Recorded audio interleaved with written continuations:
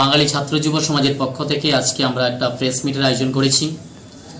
আপনারা জানেন যে বিগত 26শে জুলাই আমাদের সিবিএসই বোর্ডের যিনি ডিরেক্টর ডক্টর জোসেফ ম্যানুয়েল তিনি একটা সামিটের মধ্যে আলোচনা করেছেন। আপনারা জানেন যে রামকৃষ্ণ বিদ্যালয়ে তিনি আলোচনা করতে গিয়ে বলেছেন যে নতুন যে শিক্ষাবর্ষ চলছে সেই শিক্ষাবর্ষে যে সমস্ত স্কুলগুলো সিবিএসই বোর্ডের আওতাধীন সমস্ত ছাত্রছাত্রীদেরকে ইংরেজি এবং হিন্দিতে পরীক্ষা দিতে হবে, কোনো প্রকারে বাংলার স্থান এখানে থাকবে না। কিন্তু আপনারা জানেন যে বিদ্যাজ্যোতি প্রকল্পের আওতাধীন আমাদের এই ত্রিপুরা রাজ্যের প্রায় 73টা বাংলা মিডিয়াম স্কুলকে ইংরেজি মিডিয়াম স্কুলে রূপান্তরিত করা হয়েছে। অথচ সেই সমস্ত ছেলেমেয়েরা তারা নার্সারি স্তর থেকে বাংলা মাধ্যমে তাদের পঠন পাঠন তারা করে এসছে। হঠাৎ করে তাদেরকে বিদ্যাজ্যোতি প্রকল্পের মধ্য দিয়ে তাদেরকে সিবিএসই বোর্ডের আওতায় তাদেরকে ঠেলে দেওয়া হয়েছে এবং তাদেরকে বাধ্য করা হচ্ছে হিন্দি এবং ইংরেজিতে পরীক্ষা দেওয়ার জন্য। এই অবস্থায় ত্রিপুরা রাজ্যের যে ছেলেমেয়েরা ছাত্রছাত্রীরা তারা খুব অসুবিধার সম্মুখীন হবে। তারা পাশ করতে পারবে কিনা এটাই সন্দিহান। তারা অভ্যস্ত নেই, বিশেষ করে হিন্দির সঙ্গে তাদের কোনো অভ্যস্ত নেই।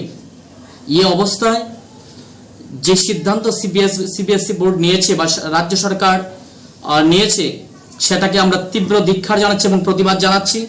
কোনোভাবে যেন হিন্দি এবং ইংরেজিতে পরীক্ষা নেওয়া হয়, তার সঙ্গে বাংলার স্থান অবশ্যই দিতে হবে। আপনারা জানেন যে ত্রিভাষা সূত্র অনুযায়ী ভারতবর্ষের মধ্যে হিন্দি ইংরেজি অবশ্যই থাকবে, কিন্তু আঞ্চলিক ভাষাকে প্রাধান্য দিতে হবে। আমাদের এটাই দাবি, হিন্দিতে হোক ইংরেজিতে হোক আমাদের কোনো অসুবিধা নেই, যারা দিতে চায় তারা দেবে। কিন্তু যারা বাংলার মাধ্যমে পড়াশোনা করছে, যারা বাংলায় পরীক্ষা দিতে চায় তাদের কেন বাংলায় পরীক্ষা নেবে না সিবিএসই বোর্ড? এই অবস্থার মধ্য দিয়ে আমি আপনাদের মধ্য দিয়ে জানান দিতে চাই সরকার এবং সিবিএসই বোর্ড দুজনকেই যেন বাংলায় পঠন পাঠনের ব্যবস্থা করা হয়। আপনারা শুধু এটা নয়, প্রকল্পের যে স্কুলগুলো রয়েছে তাদের কাছ থেকে বছরে 1200 থেকে 1400 টাকা নেওয়ার একটা পরিকল্পনা রাজ্য সরকারের চলছে এবং তারা সেটা চালু করেছে। কেন সেটা হবে? আপনারা জানেন যে 90% মানুষ দরিদ্র শ্রেণীর নিচে যারা বসবাস করছে তাদের ছেলেমেয়েরাই আজকে সরকারি স্কুলে পড়াশোনা করছে। এটা বাস্তব সত্য। যাদের একটু অর্থনৈতিক অবস্থা ভালো তারা আজকে প্রাইভেট স্কুলের দিকে যাচ্ছে, কারণ সরকারি স্কুলের হালচাল আপনারা সবাই জানেন। এই অবস্থার মধ্য দিয়ে গরিব ছেলে মেয়েদের উপর আবার সরকার 1200 থেকে 1400 টাকা চাপিয়ে দিচ্ছে। এটা অত্যন্ত বেদনাদায়ক বিষয়। আমরা বলতে চাই কোনো প্রকারে বিদ্যাজ্যোতি প্রকল্পের মধ্য দিয়ে ছাত্রছাত্রীদের কাছ থেকে কোনো পয়সা নেওয়া চলবে না। শিক্ষাকে সর্বপ্রকার অবৈতনিক গড়ে তুলতে হবে, এটাই আমার আপনাদের কাছে আমি বলতে চাই।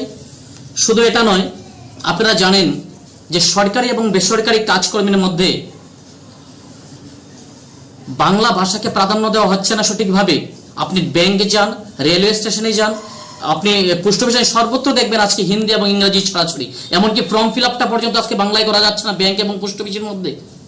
এই অবস্থার মধ্য দিয়ে আমরা সবার কাছে, বিশেষ করে ত্রিপুরার জনসাধারণের কাছে আমরা আহ্বান রাখতে চাই, যেখানে 100% মানুষ বাংলা বুঝে, বাংলা বলতে পারে, সেইখানে যেন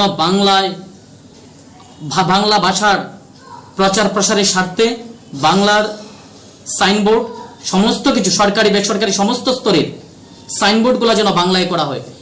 বাইরের লোক যারা হিন্দি জানে না তাদের সাথে যদি ইংরেজি রাখা হয় কোনো অসুবিধা নেই, কিন্তু পাশাপাশি বাংলা যেন অবশ্যই রাখা হয়। যদি বৈবাহিক কাজে যদি আমরা বাংলাকে ব্যবহার না করি, একদিন বাংলা এবং বাঙালি ধূলিসাৎ হয়ে যাবে। এবং এটা একটা পরিকল্পনা।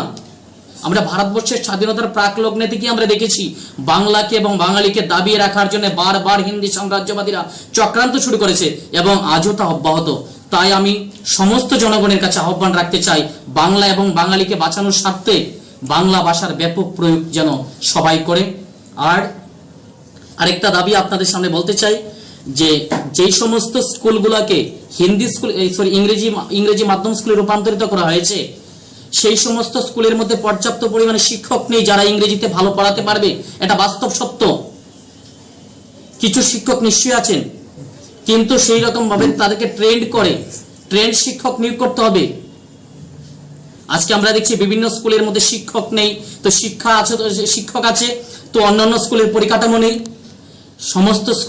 সমস্ত স্কুলের মধ্যে যেন পর্যাপ্ত পরিমাণে পরিকাঠামো গঠন করা হয় এবং শিক্ষক নিয়োগ করা হয়, এটাও আমরা আজকে আপনাদের মধ্য দিয়ে আমরা বার্তা দিতে চাই।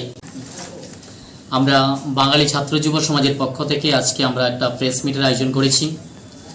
আপনারা জানেন যে বিগত 26শে জুলাই আমাদের সিবিএসই বোর্ডের যিনি ডিরেক্টর ডক্টর জোসেফ ম্যানুয়েল, তিনি একটা সামিটের মধ্যে আলোচনা করেছেন। আপনারা জানেন যে রামকৃষ্ণ বিদ্যালয়ে তিনি আলোচনা করতে গিয়ে বলেছেন যে নতুন যে শিক্ষাবর্ষ চলছে সেই শিক্ষাবর্ষে যে সমস্ত স্কুলগুলো সিবিএসই বোর্ডের আওতাধীন সমস্ত ছাত্রছাত্রীদেরকে ইংরেজি এবং হিন্দিতে পরীক্ষা দিতে হবে, কোনো প্রকারের বাংলার স্থান এখানে থাকবে না।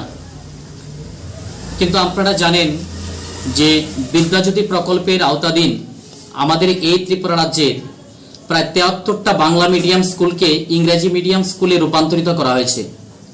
অথচ সেই সমস্ত ছেলেমেয়েরা তারা নার্সারি স্তর থেকে বাংলা মাধ্যমে তাদের পঠন পাঠন তারা করে এসছে। হঠাৎ করে তাদেরকে বিদ্যাজ্যোতি প্রকল্পের মধ্য দিয়ে তাদেরকে সিবিএসই বোর্ডের আওতায় তাদেরকে ঠেলে দেওয়া হয়েছে এবং তাদেরকে বাধ্য করা হচ্ছে হিন্দি এবং ইংরেজিতে পরীক্ষা দেওয়ার জন্য। এই অবস্থায় ত্রিপুরা রাজ্যের যে ছেলেমেয়েরা ছাত্রছাত্রীরা তারা খুব অসুবিধার সম্মুখীন হবে। তারা পাশ করতে পারবে কিনা এটাই সন্দিহান। তারা অভ্যস্ত নেই, বিশেষ করে হিন্দির সঙ্গে তাদের কোনো অভ্যস্ত নেই। এই অবস্থায় যে সিদ্ধান্ত সিবিএসই বোর্ড নিয়েছে বা রাজ্য সরকার নিয়েছে সেটাকে আমরা তীব্র ধিক্কার জানাচ্ছি এবং প্রতিবাদ জানাচ্ছি। কোনোভাবে যেন হিন্দি এবং ইংরেজিতে পরীক্ষা নেওয়া হয়, তার সঙ্গে বাংলার স্থান অবশ্যই দিতে হবে। আপনারা জানেন যে ত্রিভাষা সূত্র অনুযায়ী ভারতবর্ষের মধ্যে হিন্দি ইংরেজি অবশ্যই থাকবে, কিন্তু আঞ্চলিক ভাষাকে প্রাধান্য দিতে হবে। আমাদের এটাই দাবি, হিন্দিতে হোক ইংরেজিতে হোক আমাদের কোনো অসুবিধা নেই, যারা দিতে চায় তারা দেবে। কিন্তু যারা বাংলার মাধ্যমে পড়াশোনা করছে, যারা বাংলায় পরীক্ষা দিতে চায় তাদের কেন বাংলায় পরীক্ষা নেবে না সিবিএসই বোর্ড? এই অবস্থার মধ্য দিয়ে আমি আপনাদের মধ্য দিয়ে জানান দিতে চাই সরকার এবং সিবিএসই বোর্ড দুজনকেই যেন বাংলায় পঠন পাঠনের ব্যবস্থা করা হয়। আপনারা শুধু এটা নয়, প্রকল্পের যে স্কুলগুলো রয়েছে তাদের কাছ থেকে বছরে 1200 থেকে 1400 টাকা নেওয়ার একটা পরিকল্পনা রাজ্য সরকারের চলছে এবং তারা সেটা চালু করেছে। কেন সেটা হবে? আপনারা জানেন যে 90% মানুষ দরিদ্র শ্রেণীর নিচে যারা বসবাস করছে তাদের ছেলেমেয়েরাই আজকে সরকারি স্কুলে পড়াশোনা করছে, এটা বাস্তব সত্য। যাদের একটু অর্থনৈতিক অবস্থা ভালো তারা আজকে প্রাইভেট স্কুলের দিকে যাচ্ছে, কারণ সরকারি স্কুলের হালচাল আপনারা সবাই জানেন। এই অবস্থার মধ্য দিয়ে গরিব ছেলে মেয়েদের উপর আবার সরকার 1200 থেকে 1400 টাকা চাপিয়ে দিচ্ছে, এটা অত্যন্ত বেদনাদায়ক বিষয়। আমরা বলতে চাই কোনো প্রকারের বিদ্যাজ্যোতি প্রকল্পের মধ্য দিয়ে ছাত্রছাত্রীদের কাছ থেকে কোনো পয়সা নেওয়া চলবে না। শিক্ষাকে সর্বপ্রকার অবৈতনিক গড়ে তুলতে হবে, এটাই আপনাদের কাছে আমি বলতে চাই। শুধু এটা নয়, আপনারা জানেন যে সরকারি এবং বেসরকারি কাজকর্মের মধ্যে বাংলা ভাষাকে প্রাধান্য দেওয়া হচ্ছে না সঠিকভাবে। আপনি ব্যাংকে যান, রেলওয়ে স্টেশনে যান, আপনি পোস্ট অফিসে সর্বত্র দেখবেন আজকে হিন্দি এবং ইংরেজি ছড়াছড়ি। এমনকি ফর্ম ফিল আপটা পর্যন্ত আজকে বাংলায় করা যাচ্ছে না ব্যাংক এবং পোস্ট অফিসের মধ্যে। এই অবস্থার মধ্য দিয়ে আমরা সবার কাছে, বিশেষ করে ত্রিপুরার জনসাধারণের কাছে আমরা আহ্বান রাখতে চাই, যেখানে 100% মানুষ বাংলা বুঝে, বাংলা বলতে পারে, সেইখানে যেন বাংলা ভাষার প্রচার প্রসারের স্বার্থে বাংলার সাইনবোর্ড, সমস্ত কিছু সরকারি বেসরকারি সমস্ত স্তরের সাইনবোর্ডগুলো যেন বাংলায় করা হয়। বাইরের লোক যারা হিন্দি জানে না তাদের সাথে যদি ইংরেজি রাখা হয় কোনো অসুবিধা নেই, কিন্তু পাশাপাশি বাংলা যেন অবশ্যই রাখা হয়। যদি বৈবাহিক কাজে যদি আমরা বাংলাকে ব্যবহার না করি, একদিন বাংলা এবং বাঙালি ধূলিসাৎ হয়ে যাবে। এবং এটা একটা পরিকল্পনা। আমরা ভারতবর্ষের স্বাধীনতার প্রাক লগ্নে থেকে আমরা দেখেছি বাংলাকে এবং বাঙালিকে দাবিয়ে রাখার জন্য বারবার হিন্দি সাম্রাজ্যবাদীরা চক্রান্ত শুরু করেছে এবং আজও তা অব্যাহত। তাই আমি সমস্ত জনগণের কাছে আহ্বান রাখতে চাই, বাংলা এবং বাঙালিকে বাঁচানোর স্বার্থে বাংলা ভাষার ব্যাপক প্রয়োগ যেন সবাই করে। আর আরেকটা দাবি আপনাদের সামনে বলতে চাই যে যেই সমস্ত স্কুলগুলোকে হিন্দি স্কুল ইংরেজি মাধ্যম স্কুলে রূপান্তরিত করা হয়েছে সেই সমস্ত স্কুলের মধ্যে পর্যাপ্ত পরিমাণে শিক্ষক নেই যারা ইংরেজিতে ভালো পড়াতে পারবে।